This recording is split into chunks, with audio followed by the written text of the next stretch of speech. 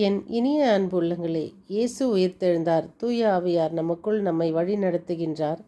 அன்னை மரியா நமக்காக பரிந்து பேசிக் கொண்டிருக்கிறார். நாம் தொடரும் சங்கீத தொடர்ச்சி. சங்கீதம் 18, 12, 13, 14.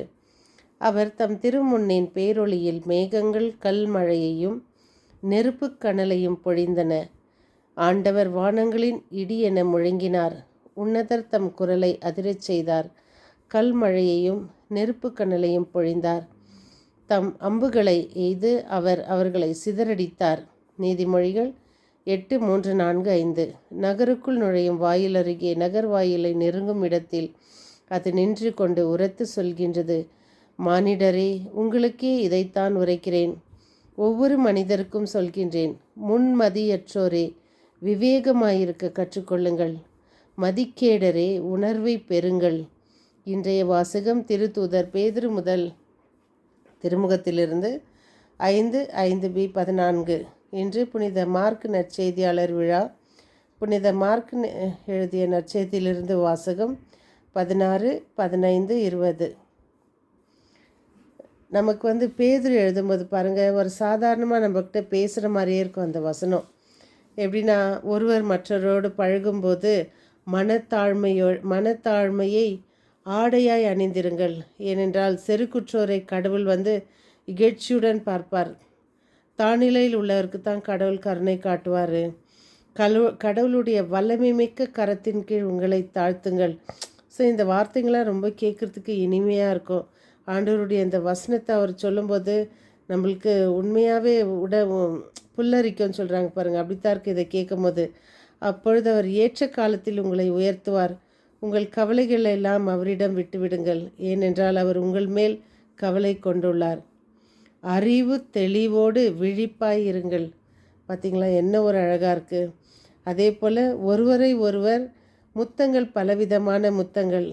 பெற்றோர்கள் தன் பிள்ளைகளுக்கு கொடுக்கும் முத்தம், சகோதரத்துவத்துக்கு கொடுக்கும் முத்தம், உறவுகள் தன் உறவினர்களுக்கு கொடுக்கும் முத்தம், இதுபோல் அன்பு முத்தங்கள், மகன் தன் தாய்க்கு கொடுக்கும் முத்தம், இதேபோல். ஆனால் யூதாஸ் கொடுத்த முத்தம் காட்டி கொடுத்த முத்தம். ஆனால் அவர் சொல்கிறார், நமக்கு ஒருவரை ஒருவர் அன்பு முத்தம் கொடுத்து வாழ்த்துங்கள். ஸோ நம்ம எப்படி அன்பாக இருக்கணுன்றது, நம்ம இயற்கையாக பேசுகிற ஒருத்தர்கிட்ட நம்ம எப்படி பேசுவோமோ அதே மாதிரி இருக்குது பாருங்கள்.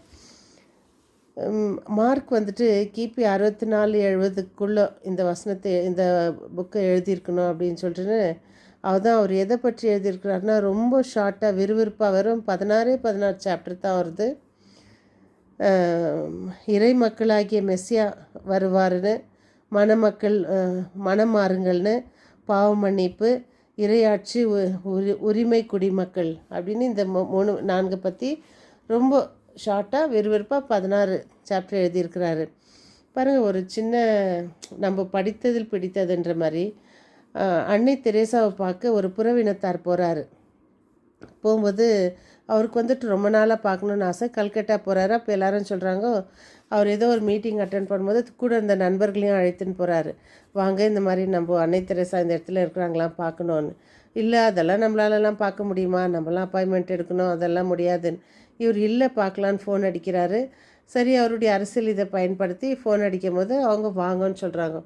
அங்கே போனால் சாதாரண ஒரு பெஞ்சில் வெளியே உட்கார வச்சுருக்காங்களாம். சிஸ்டர்ஸுங்க அங்கேயும் இங்கேயும் நடந்துட்டு இருக்காங்க. இவருக்கு எப்போ வருவாங்க, நம்ம உள்ளே போகிறோம், பெரிய சோஃபா போட்டிருக்கோம், அவங்கள உட்கார வச்சு நம்மளை பேட்டி எடுக்குவாங்க அப்படின்னு. இப்போ இவர் திரும்பி பார்த்தா பக்கத்தில் ஒரு ஷார்ட்டாக ஒருத்தர் நிற்கிறாங்களா. அவங்க கண்கள் மணி மட்டும் அப்படி அவர் வர்ணிச்சிருக்கார் பாருங்க. அவங்க கண்கள் மணி இந்த குழந்தையின் கண்கள் பார்வை போல் இருந்ததுன்னு. இப்போ இவங்க பார்த்த அவர் அறிவு மதர்ன்னு கேட்குறதுக்கு மதர் அப்படின்னாராம். அவங்க ஏஸ் அப்படின்ட்டுன்னு இவருக்கு எங்கேருந்து வந்துச்சோ தெரில, அவர் கட்டி பிடிச்சி அப்படி அழுதுருக்கார் அந்த அம்மாவை பார்த்து. அந்த அம்மா cool cool cool, calm down son அப்படின்ட்டுன்னு, அம்மா அவர் சொல்கிறாரு, இன்றைக்கும் என்னுடைய இதயம் இந்த அன்னை தெரேசா சாஞ்ச இந்த இதயம் நான் கரைப்படுத்தக்கூடாதுன்னு நான் தூய்மையாக வச்சுருக்கேன் அப்படின்னு. மக்களே, ஒரு மனுஷரை பற்றி நம்ம தொடர்ந்து பேசணுன்னா இன்றைக்கெல்லாம் பேசிகிட்டே இருக்கலாம்னா அது அந்த புனிதத்தன்மை அவங்களோட இருக்கணும்.